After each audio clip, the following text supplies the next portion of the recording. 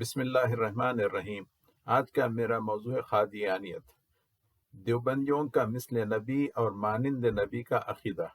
Reference کے لیے میں نے جو کتاب لی ہے اس کا نام ہے آفتاب نبوت، لکھنے والے ہیں قاری محمد طیب، محتمم دارالعلوم دیوبند، اور پیج نمبر ہے 32۔ قاری صاحب فرماتے ہیں جناب رسول اکرم صلی اللہ علیہ وسلم کو ذات و صفات کے لحاظ سے یکتائی اور بے نظیری یعنی ایگزمپلری حاصل ہے، مگر اس سورج کو چراغ کے لفظ سے اس لیے تعبیر کیا گیا ہے کہ آپ کے کمالات تربیت و تاثیر سے آپ کے نمونہ سازی کا کمال بھی کھل جائے کہ آپ نے اپنے رنگ اور اپنے ڈھنگ کے لاکھوں نمونے تیار کر دیے، جیسے ایک چراغ سے لاکھوں چراغ روشن ہو جاتے ہیں۔ فرق ہے تو یہ کہ آپ کے ماں بعد یعنی آپ کے بعد آنے والے کہ تربیت یافتہ لوگ نبی تو نہیں بن سکے کہ نبوت مکمل اور مختم ہو چکی تھی، مگر انوار نبوت کے آمن اور حامل ضرور بن گئے، جن کو نبی تو نہیں کہا جا سکتا لیکن انداز حیات درجہ بدرجہ کن نبی یعنی مانند نبی ضرور کہا جا سکتا ہے، چنانچہ خود نبی اکرم نے ارشاد فرمایا میری امت کے علماء انبیاء بنی اسرائیل کے مثل ہیں۔ اب آگے سنیے،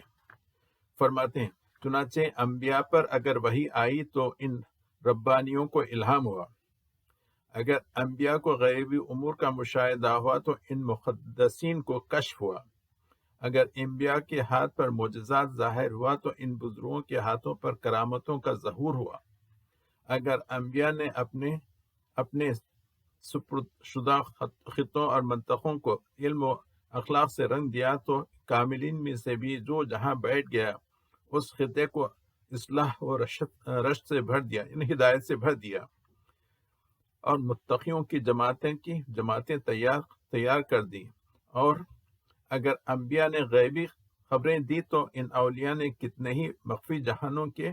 پتے دیے۔ غرض یہ اولیاء اور اتقیاء اور ربانی افراد صحابہ سے لے کر طاقت میں دنیا نبی تو نہیں ہوتے، مگر بتعمیل و تربیت نبوی مثل انبیاء ضرور کہلاتے ہیں۔ پس سورج روشن تو لاکھوں اشیاء کو تیار کر دیتا ہے مگر اپنے جیسا نمونہ تیار نہیں کر سکتا، لیکن حضور جہاں آفتاب ہیں کہ ان گنت دلوں کو آپ سے روشن ملی، وہیں چراغ بھی ہیں کہ اپنے بعد لاکھوں نمونے تیار فرمائیں۔ جو نبوت تک اگر نہیں پہنچ سکے تو کمالات نبوت کو امین ضرور بن گئے، اور نبوت کی روشنی ان کے ہر قول و فعل سے چھنی اور نمایاں ہو گئی۔ قاری صاحب نے ایک جھوٹی حدیث سے دلیل لی ہے۔ اصل دلیل ایسی ہے، میری امت کے علماء ورثۂ انبیاء ہیں، نہ کہ انبیاء بنی اسرائیل کے مانند۔